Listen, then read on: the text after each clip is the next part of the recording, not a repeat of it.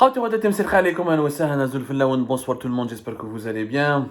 Merci de nous être fidèles, merci à vous, merci pour les réactions. Aujourd'hui, 6 mars 2023, nous avions diffusé une première émission sur cette nouvelle ماشي instabilité. Je parle de déstabilisation. Je suis pas كيما جماعة لندن جماعة كازابلانكا مونريال هذوك les youtubeurs qui se la jouent opposants. En fait ils s'en foutent de l'intérêt national et de la sécurité nationale, où ils utilisent les expressions il faut appeler un chat un chat. Si nous voulons préserver notre Algérie, il faut faire preuve de franchise et de bon sens et de honnêteté. Quand quelque chose est mal, est mal. Moi, je parle de déstabilisation des institutions sécuritaires et militaires. Contre la DCSA, Direction centrale de la sécurité de l'armée, qui a fait l'objet de l'émission de ce matin.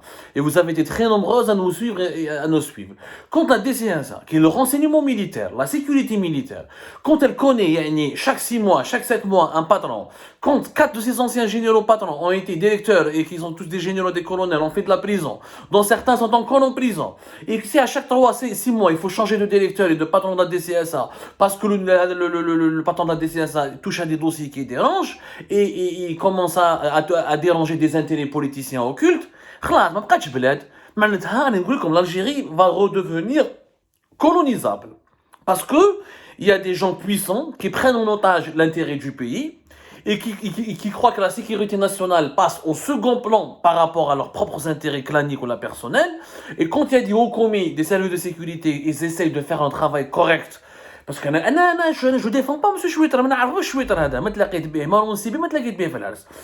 a juste révélé ce matin qu'il a été enlevé 6 mois, même pas 6 mois après son entrée en fonction le 11 septembre 2022, parce qu'il a dérangé, parce qu'il a touché à 2 dossiers importants, le général Youssef Bozet, général-major Bozet Youssef, l'ex-patron de la DDSE, Direction de la documentation de la sécurité extérieure, le renseignement extérieur algérien, et Abdelghani Rajdi, général-major Abdelghani Rajdi, ex-patron de la DGSI de 2020-2022 et ex-patron de la DDSE pendant 3 mois, de juillet 2022 à septembre 2022, qui lui aussi sous enquête, sous contrôle judiciaire, sous ISTN, privé de son passeport et qui est menacé d'être incarcéré, parce que lui aussi a touché à des dossiers qui dérangent, il a touché à des intérêts qui dérangent, et on emprisonne des gens, on instrumentalise la justice militaire, on instrumentalise les services de sécurité, on instrumentalise l'institution militaire pour des règlements de compte purement politiques. S'il n'y a pas plus dangereux pour la fragilité d'un pays que ce genre de situation. Face à un ennemi extérieur, un pays aussi divisé de l'intérieur, aussi noyé par les luttes de clans, la privatisation de l'intérêt de l'État et des fonctions de l'État. C'est une privatisation des fonctions de l'État. Quand l'intérêt privé de certains membres de l'état-major, de certains membres de la présidence prime sur les intérêts de l'État et les intérêts de la sécurité nationale, et on emprisonne des généraux puissants qui détiennent des dossiers, qui ont sacrifié leur vie, qui ont travaillé durant toute leur vie pour l'armée et pour le pays, et cela signifie que nous sommes dans un pays hyper fragilisé. Demain, si nous avons, par malheur, si nous avons affaire à un ennemi extérieur, je ne vois pas comment ces gens-là, divisés entre eux, chacun essaie de comploter contre l'autre, comment ils pourront défendre le pays. Donc on n'est pas en train de fragiliser l'institution militaire ou de porter atteinte à l'institution, nous voulons la protéger.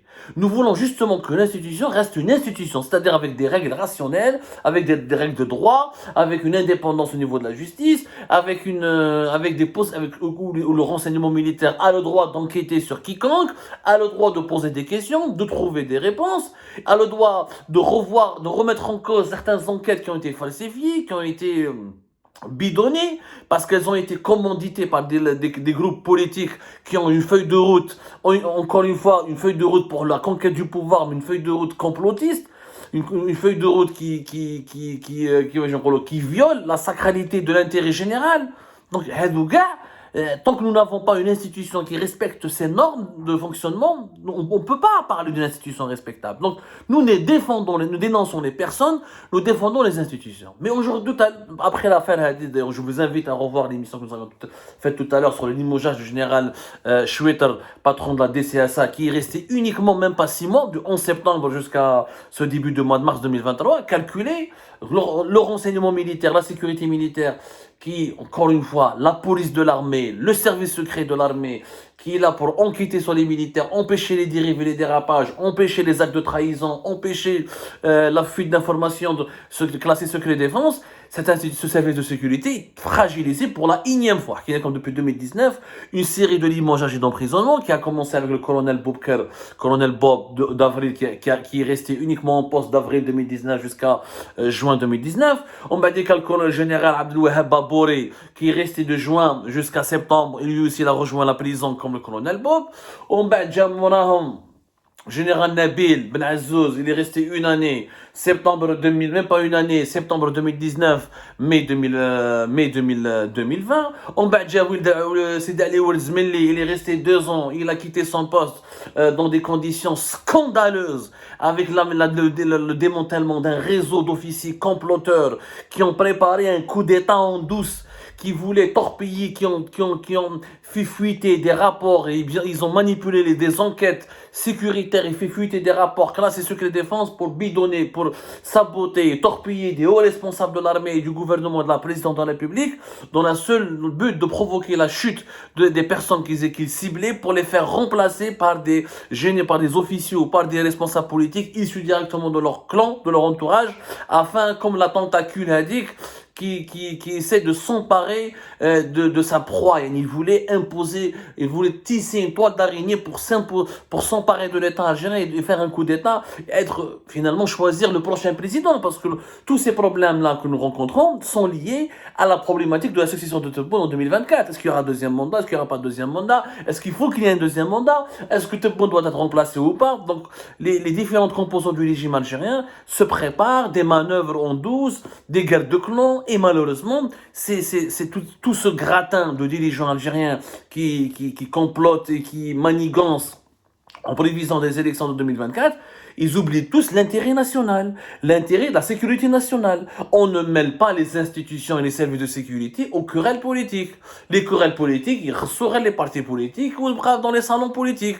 Mais les services de sécurité, on ne met pas des bâtons dans les roues d'un patron de la DCSA parce qu'il a touché à des dossiers qui sont sensibles. Légitimement, il les a réouverts pour comprendre quelles sont les manipulations qui ont été orchestrées dans ces dossiers-là. Bon, mais malheureusement, l'homme elle a un personnage qui devrait intervenir pour faire cesser ces pratiques de clanisme, ou là, ces guerres de clans, ou là, pour préserver les institutions sécuritaires du pays des querelles politiques qui peuvent les menacer et les fragiliser. Ce monsieur, c'est le conseiller en charge des questions de la sécurité nationale et de la défense auprès de la présidente de la République, c'est-à-dire c'est le conseiller du président de la République, Abdelmajid Tebboune, qui est chargé normalement de le conseiller, de l'accompagner, de l'épauler, de l'orienter lorsqu'il s'agit des questions de sécurité nationale et de défense. Il s'agit de monsieur Boumediene Ben Atto, qui est un général, qui est un général, le général Boumediene Ben Atto, en plus,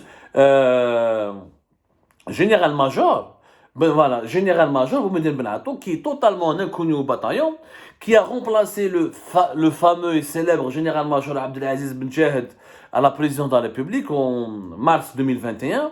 Début mars, la mi-mars 2021, Abdelaziz Ben Jahed, il est dégagé du palais présidentiel d'Al-Mouradia et il est remplacé par Hadel Ben Atto Boumediene. Il prend son poste. C'est un poste très sensible, conseiller chargé des affaires de sécurité et de défense, à la place de Medjed. Medjed, rappelez-vous, il a été nommé ensuite directeur de l'Institut national des études de stratégie globale.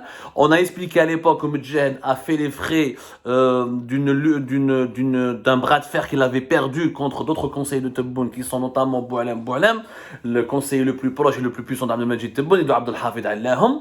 Abdelaziz Medjed, il avait un poids, il avait une véritable puissance au sein de la présidence. Et il arrivait à s'imposer face à Tebboune, il arrivait à se faire écouter par Tebboune. La preuve, c'est Abdelaziz Medjed, comme nous l'avons raconté à l'époque, qui avait intervenu en 2020, juste avant le juillet 2020, pour convaincre Abdelmajid Tebboune de permaniser, de régulariser et de nommer officiellement Saïd Chengriha dans son poste de chef d'état-major.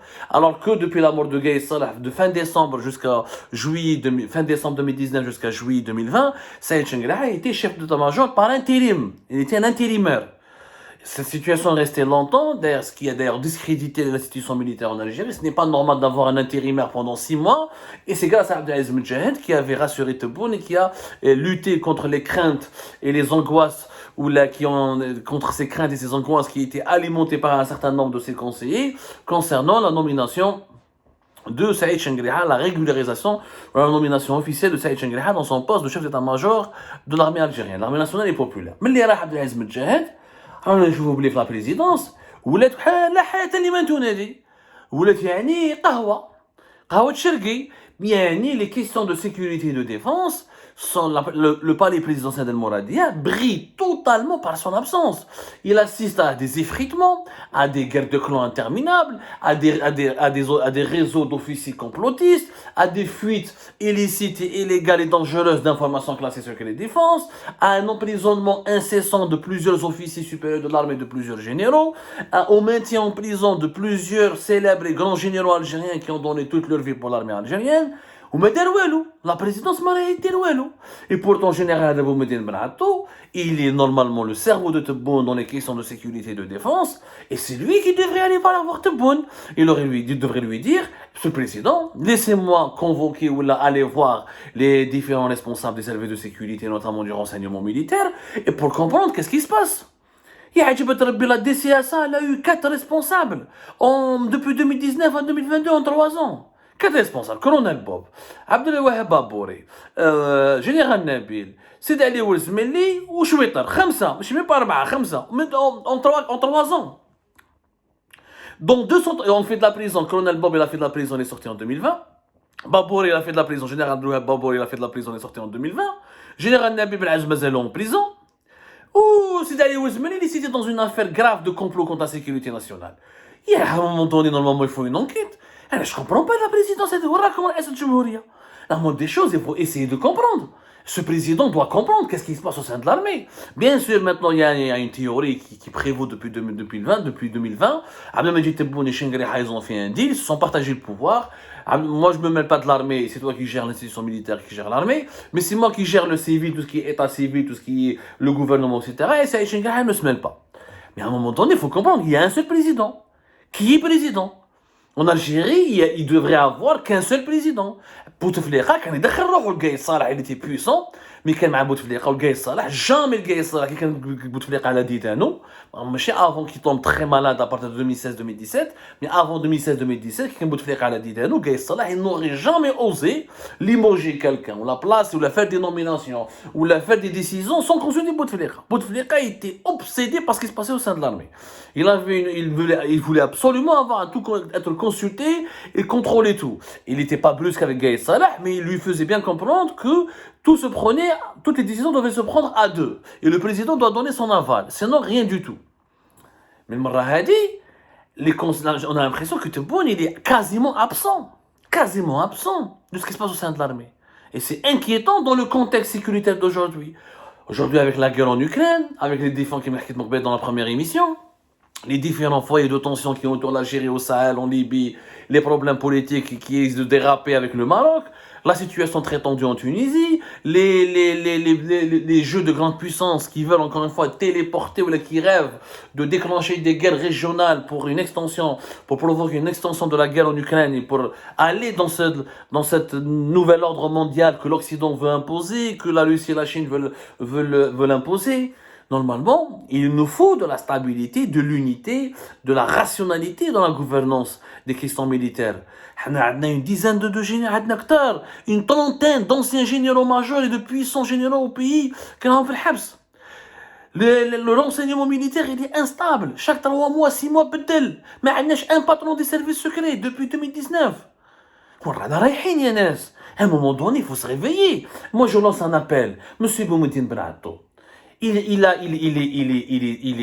est connu comme étant un homme de bonne famille, il a fait des études en Allemagne, c'est un officier supérieur de l'armée, il a été promu grade au général-major en juillet 2012, Généralement, il a fait une thèse, c'est un universitaire carré, il a fait une thèse en Allemagne sur les contrats d'armement et le transfert des technologies vers les pays du Sud. Il a été mis en retraite en 2018, donc les problèmes politiques, la crise politique de 2019. Il a été notamment le responsable de la direction de la communication et de l'information et de l'orientation de l'armée. C'était lui qui gérait toute la stratégie de communication de l'armée. Il avait d'ailleurs fait un excellent travail de l'aveu de plusieurs de ses collaborateurs que nous avons consultés. Il avait fait un excellent travail pour moderniser la communication de l'armée. Et même si elle était la grande muette est restée une grande muette, mais il y avait un travail sérieux fait, loin du complotisme, loin des manipulations. À son époque, la revue Le Jish ou les écrits du ministère de la Défense nationale avaient du niveau quand même. Sincèrement, il a été à la tête du contrôle général de l'armée, une structure qui a été créée en 1981 pour Ben Jdid. Ensuite, il a vraiment une expérience au sein de l'armée. Il est connaisseur. Il est vraiment connaisseur. Je ne sais pas comment vous direz, mais il est connaisseur. C'est quelqu'un qui a connu d'ailleurs la direction sécurité de l'armée. Il avait beaucoup d'amis, de connaissances au sein de la direction centrale de la sécurité de l'armée. Donc, Boumediene Benatto a le savoir-faire, a l'expertise nécessaire normalement, vu son parcours, vu son intelligence et ses compétences, pour apporter un avis, pour éclairer Abdelmajid Tebboune et pour lui donner le bon conseil. D'autres lui reprochent, non, il n'a pas une vision politique, c'est quelqu'un qui est dans l'administratif, il n'a pas de lien avec le commandement opérationnel, mais il a le monde du renseignement. Parce que sa nomination, beaucoup a été critiquée. Abdelaziz Medjahed il a un plus grand bagage. Il connaît plus le monde de l'armée, le monde de l'opérationnel. Il avait, on sent, ça se voit, je l'ai interviewé Fiber TV, il a participé avec moi à une émission. Il a du bagage, il a du background. Il a des connaissances affûtées, il a une vision stratégique. هذا بنعطو Boumediene, mais à part qu'il est intelligent et il maîtrise un petit peu, il a un niveau, il est instruit à un niveau universitaire, mais on sent qu'il n'a pas une culture politique, il n'a pas une culture du renseignement, alors que pour l'armée n'est pas uniquement un corps de discipline, c'est aussi une institution politique, notamment dans un pays comme l'Algérie. Mais il ne fait rien. هذا Boumediene بنعطو ne fait rien. Il est inconnu. واحد ما يعرفه. Mais les Algériens, au moins Abdelaziz Medjahed, il était connu. Parce qu'il avait un charisme, il avait encore une fois des connexions, il avait une vision, il avait un carnet d'adresse, il bougeait, il faisait bouger les choses à la présidence. Après tout ce qui se passe au sein de la DCSA, Boumediene aurait pu faire un travail, faire une note de conjecture, il fait une petite enquête, il fait une enquête, il fait des consultations, il demande des avis des uns et des autres, il fait un rapport complet au président de Majid Tebboune, quand Majid Tebboune sache comment se positionner. Comment il peut se positionner, comment il doit se positionner sur ce qui se passe, sur cette instabilité chronique. Et c'est pas normal. Le président, il a le devoir de convoquer l'état-major dans un pays et leur dire, mais qu'est-ce qui se passe? Chaque 6 mois, on invente. En 3 ans, vous avez consommé 5 directeurs de la sécurité militaire, dont certains sont encore en prison, ou la cité dans des scandales très graves. Et c'est des questions c'est inquiétant. C'est inquiétant pour la stabilité du pays, pour la capacité de ses services secrets, ou pour les capacités de ses institutions militaires et sécuritaires à protéger le pays. Est-ce qu'ils sont, on se demande maintenant, est-ce que l'Algérie peut être protégée au cas où c'est une question légitime. باش نسبوا في الناس ما راناش كونتر شاهين شنقري رانا كونتر تبون حنا اوني بور l'Algérie ما عندناش كلون حنا notre seul clan c'est l'Algérie c'est sa protection c'est son maintien c'est sa survie aucun pays ne peut survivre dans l'instabilité chronique dans les manœuvres s'il fait l'objet s'il est ciblé tout le temps si ces institutions les plus sensibles notamment les institutions sécuritaires et militaires sont touchées et ébranlées à chaque fois par des manœuvres de déstabilisation c'est pas possible.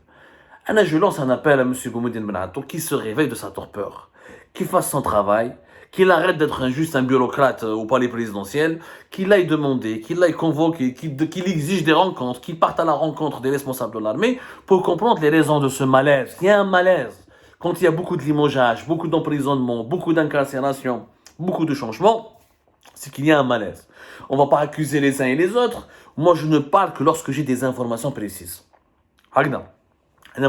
pour faire, moi, je suis un perroquet pour répéter ce que certaines sources proches de certains centres, de certains lobbies, ou de certains clans me font dire. Non, moi je vérifie d'abord.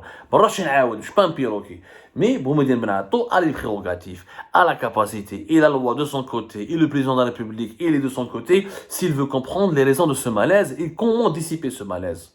Et comment rendre à l'Algérie et à l'institution militaire sa stabilité, la confiance. Aujourd'hui, les officiers algériens n'ont plus confiance. Et aujourd'hui, quel exemple on donne aux officiers algériens? Aujourd'hui, les généraux vont tous avoir peur. Ils disent que يعطوني un poste, نخدم 6 mois après يحبسوني. واحد يعطي له un poste, حطوه sous contrôle judiciaire. واحد رميه في الحبس. Donc à quoi ça sert? Quel exemple on donne aux jeunes militaires algériens qui sont en train de servir leur pays? Ils vont se poser des questions quand ils voient que tous leurs aînés finissent ou en prison ou sous contrôle judiciaire ou limogés comme des chiens comme ça pour des raisons inconnues parce qu'ils ont touché à des dossiers qui dérangent les intérêts politiques. Et donc, il y a des jeunes officiers. Comment voulez-vous qu'ils restent dans l'armée? Comment voulez-vous qu'ils continuent à croire, à se sacrifier pour l'armée? Heureusement, si nous avons un ennemi extérieur, comment nous allons faire pour serrer les rangs et garantir l'unité du pays pour le protéger? On aimerait bien obtenir des réponses et je pense que Boumediene Benato devrait se bouger un petit peu pour essayer, pour aller chercher ces réponses-là.